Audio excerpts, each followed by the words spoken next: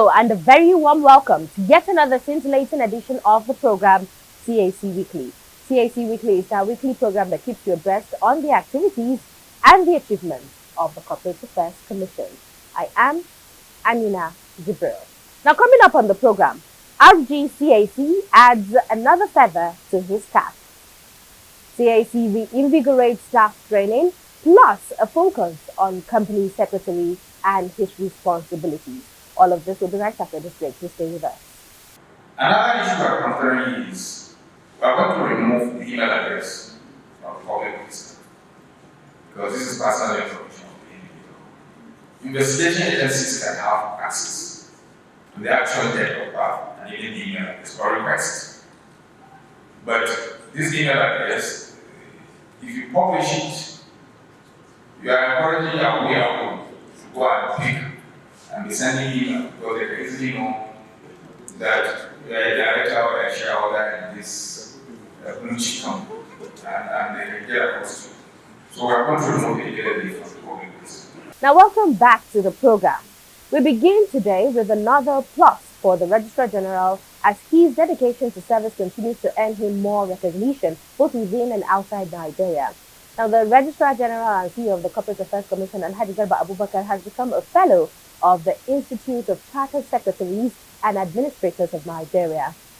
Alhaji Garba Abubakar was among 6 distinguished Nigerians conferred with honorary fellowship awards by the Institute at its 47th annual conference and dinner themed Sound Governance as a Crucial to a Thriving Economy, a Case for Inclusiveness.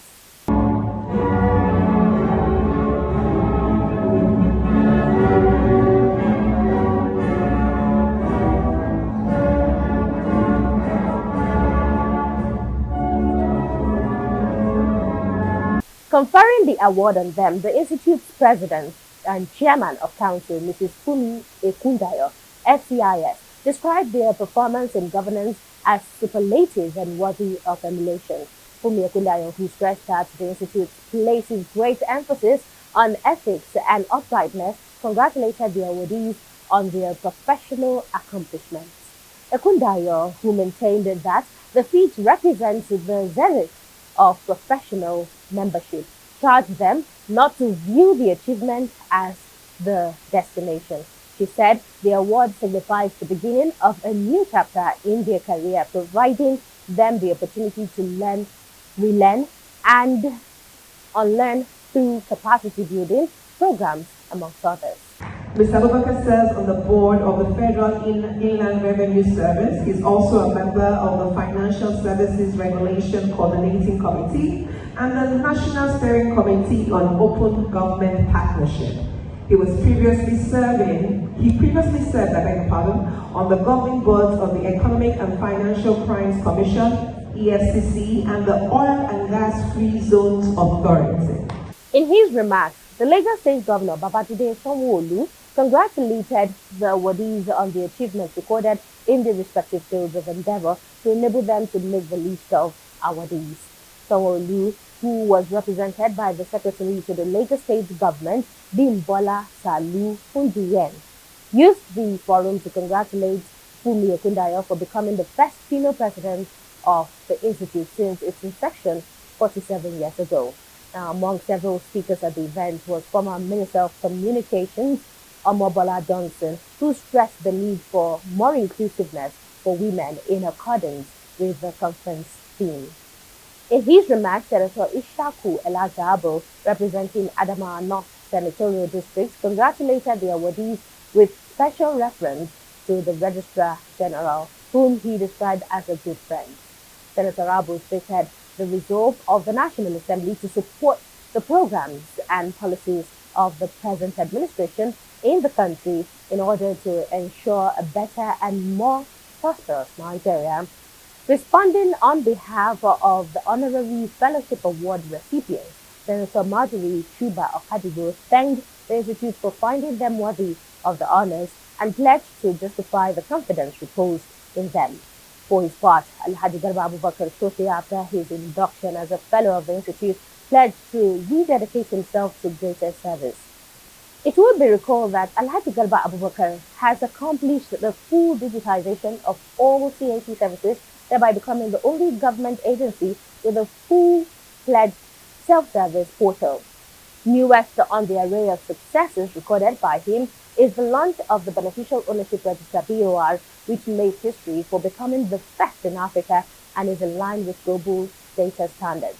Now, CAC Weekly reports that also on the list of the 6 distinguished recipients of the Institute of Chartered Secretaries and Administrators of Nigeria Honorary Fellowship are the Ambassador Shuaibu Adamu Ahmed, the Executive Secretary, CEO, Financial Reporting Council, FRC of Nigeria, and Professor Abubakar O. Suleiman, the Director General, National Institute for Legislative and Democratic Studies, NILDS. Others are Engineer Etido Yang and Mrs. Ekerebong Umo. We say a big congratulations to the RG and the CAC family. Now, moving on to training matters. In its continued bid to ensuring efficient services to customers, the Corporate Affairs Commission says training and retraining of staff in all sectors of its operations will continue to receive priority attention. The Registrar General and CEO of the CAC, Alhaji Garba Abubakar, stated this at the flag off of a training titled Advanced Learning and Global Setting Training for Management and Senior Staff of the CAC held in Rio, Akwa Ibom State. Alhaji Garba Abubakar noted with pleasure that the CAC was blessed with highly talented and skilled personnel who work outside office hours to entertain customers' applications. Now, CAC Weekly reports again that while 72 executive and senior staff attended the UYO training, 50 staff drawn from various state offices were trained on effective communication and writing skills in Abuja. Similarly, 50 others received training on creative thinking and team building in Nasarawa State, while many others have been scheduled for various types of training before the end of the year 2023. Now, a total of 72 senior staff have benefited from the just concluded training program held in Lagos tagged Creative Thinking and Problem-Solving Skills. As at the time of this report, 200 more staff have been scheduled to benefit from different training programs before the end of the year. CAC Weekly recalls that the Registrar General had earlier stated the Commission's resolve to this year surpass both the 583 staff trained in 2021 and the over 700 trained in 2022. Thumbs up for the Commission as it continues to prioritize capacity building. Now let's talk about MSMEs. As part of its efforts to promoting the growth of MSMEs in the country, the Abuja Enterprise Agency AEA, in partnership with the CAC, has held the 2023 round of sensitization and business clinics at its office complex. The event held on Thursday, September 21st, 2023, and witnessed presentations from DEX officers as well as question and answer sessions. As usual, the award-winning CAC DEX officer Habu Bala was on hand to add color to the event. The DEX officer provided tips and guidance for seamless online registration of businesses on the CAC self-portal. And now moving on, let's now shift gears to company matters proper. Who is the company secretary and what are his responsibilities? For answers to these questions and many more, let us join Justin Ndiabirawo, the Director of Compliance, in our interview segment.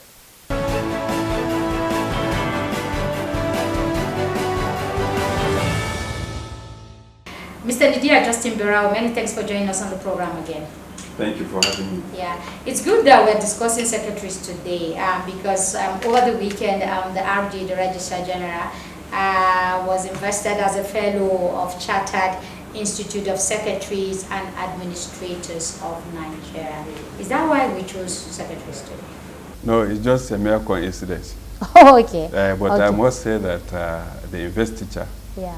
was an honor well deserved. Okay. Not only for him as a person, but to the organization. How does the commission feel? Well, having him as a fellow? We feel elated, we feel happy, we feel that some people somewhere are recognizing the efforts that are being put into turning around the activities of the Commission for the greater need and contribution to the country as a whole. Okay, so it's a big congratulations, not It's just a to big him. Congratulations, not only to him, but all of us in the Corporate Affairs Commission and the nation at large. Today we're going to be looking at secretary, you know, and to be specific, company secretary. But people will be asking, is secretary not a secretary? But before we go into that, who is a company secretary? Well, a company secretary is a person that is considered to have been duly appointed by the directors of the company to discharge the functions of a company secretary. Okay. Yes. Okay. What do you mean by duly elected? Well, the law vests the responsibility of appointment of company secretaries in the board of directors. Okay. So for him to have been considered to be duly appointed, it presupposes that the directors as a board met and approved his appointment. That's what we mean by duly appointed. Okay, I know we'll get to that in the course of the program. Yeah. But what are the functions or the role of a company secretary? Is it the same secretary role that we know? You just type documents and send mails and all of that? Well, in the past, a long time ago, the secretary was considered to be a mere servant. Okay, once upon a time. Once upon a time. Okay. To do only what he is asked to do. Okay. But that has radically changed over the years. And a secretary is considered to be a very important person in the management of a company. And that is why the law attaches importance to the fact that he should be duly appointed by the directors, because his appointment requires him to carry out heavy responsibilities. Okay, so we can go through those responsibilities, but I want to ask you, how important is a company secretary? Just how important? Well, it is important in the sense that the company secretary is traditionally required to perform a minimum of 3 basic responsibilities. Okay. First of all, he is required to be the chief administrator of the company. Okay. Then 2, he is also required to drive what is considered to be corporate governance of the company. Okay. Then apart from that, of recent, he is also required to be, in most cases, the chief compliance officer of the company. Okay. Yeah. When you say chief administrator, is it not displacing the CEO in any way? Not at all, because the CEO is the chief accounting officer, but it presupposes that the day-to-day administration of the company should actually be that of the responsibility, that of the company secretary. Okay. Yes. Okay. And there are statutory responsibilities. The one that easily comes to mind is the one that requires him to maintain the register of members of the company, and also to maintain what is considered to be a register of charges or loan documentations that the company has done over the years, apart from also statutorily requiring to keep what is considered to be company safe. Oh, okay. Yes. Okay. But let me jump in here. How expensive is it to hire or pay a company secretary? How much do they charge? Well, a distinction is usually made between what is considered as an in-house secretary and the one that are retained on retainership basis. Okay. For an in-house secretary, he is required to be an employee of the company. Okay. And what it means is that all the statutory obligations that the enterprise should discharge in respect of an important employee should be discharged. So from experience, how much will it cost to pay such a person? It will vary depending on the financial performance. No, if for instance, I'm a small company. Well, for a small company, it like is, before now, and I have to hire a secretary, how much will it cost me? it will be difficult to fix A price a price or a salary. or a salary. Minimum wage doesn't apply to them? a minimum wage, because we consider the status of the secretary as a very important officer. Okay, and he has to be very experienced, with years of experience? Yes, ordinarily it is required that somebody that is appointed as a company secretary should have a vast knowledge of company administration. What about the one you just hire? Well, that is the one we considered for retainership basis.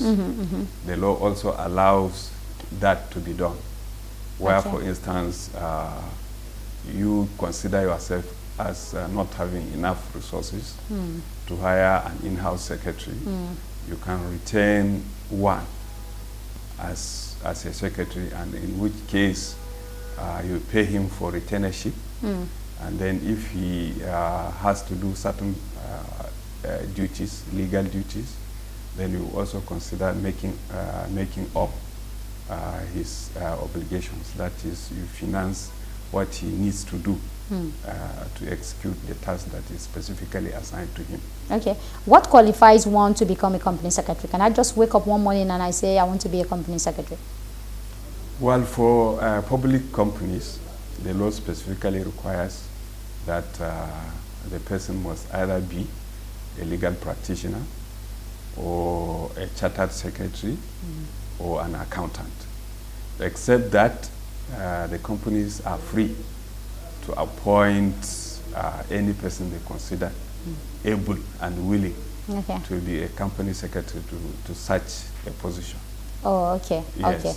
So then there is also the provision that a corporate body made up of either accountants or lawyers or chartered secretaries could register a company, and those companies operate as company secretaries, which is their core functions under the memorandum and article of association.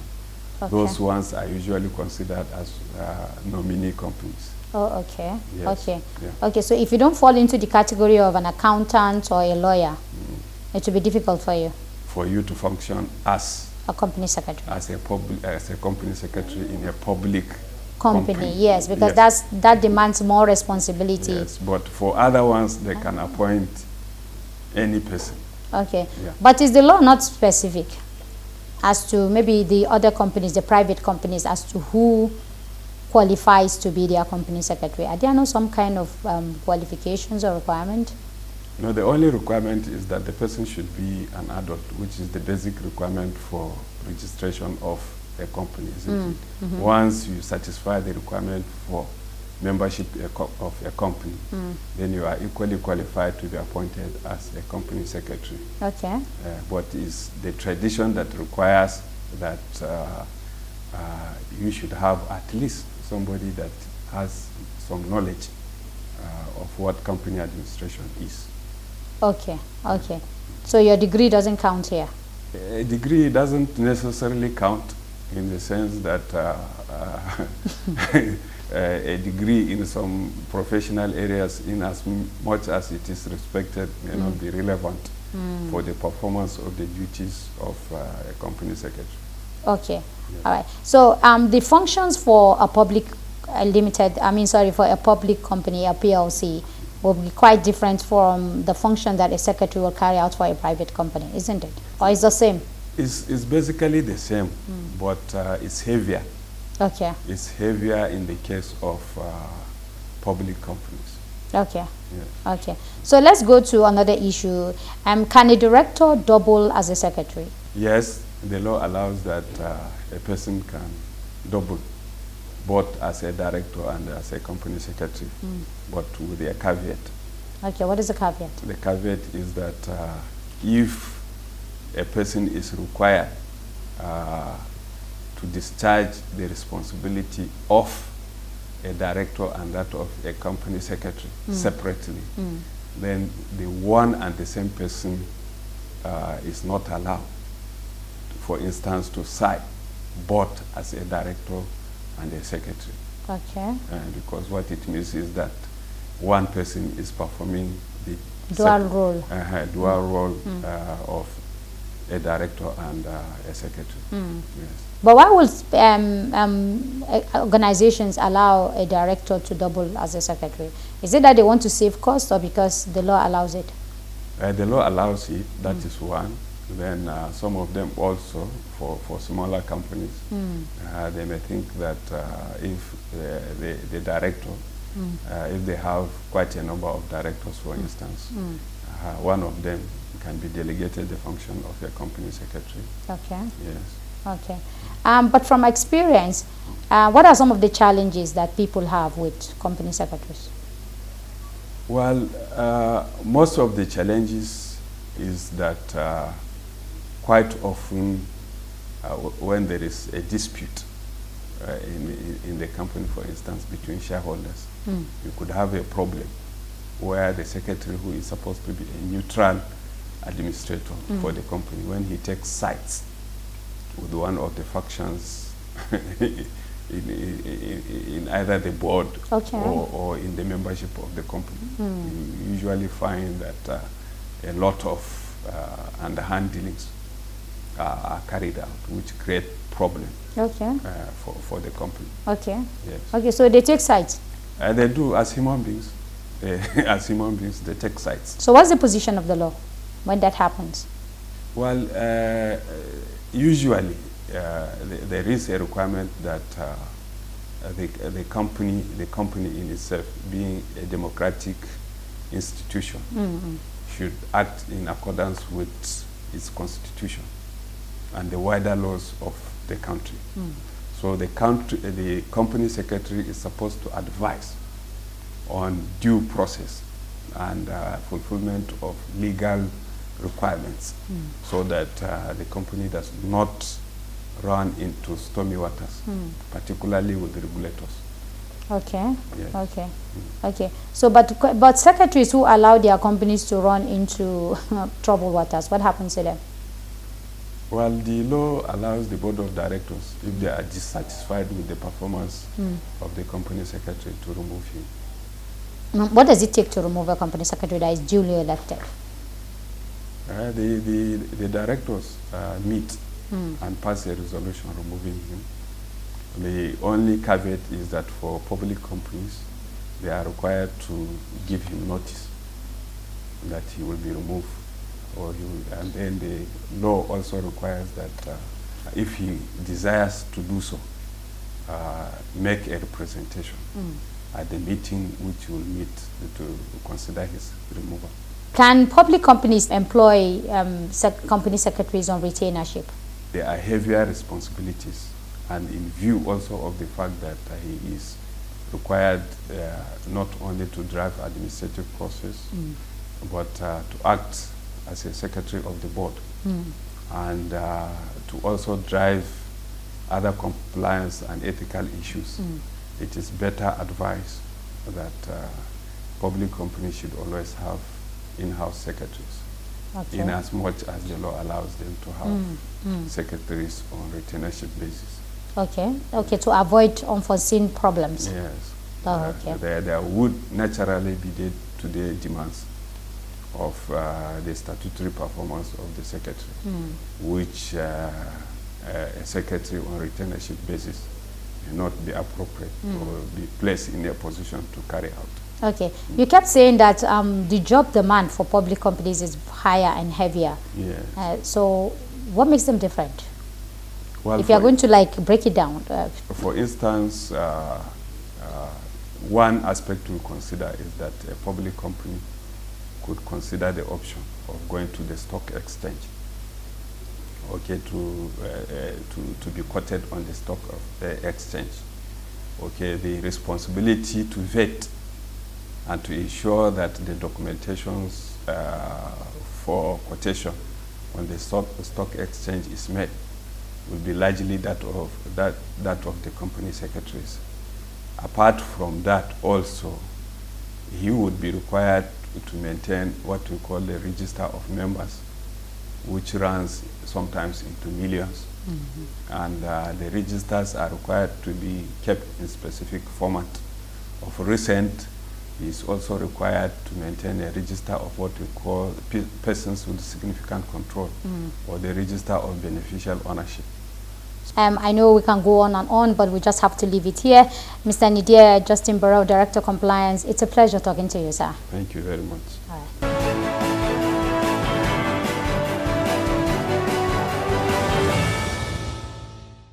Thank you, Mr. Justin, for that great insight. And that does it for this week's edition of the program CAC Weekly. We do hope you enjoyed watching. Remember, for comments and inquiries, you can please take advantage of our social media handles and our call center. On X, formerly Twitter, it is a CAC Nigeria 1. On Instagram and Facebook, it is Corporate Affairs Commission. Our email is cservice@cac.gov.ng. You can visit our website via www.cac.gov.ng. And our call center on the number 070-806-29000. Join us again next week for another interesting edition of the program. Same time and same station. I am Anina Gabriel, saying bye for now.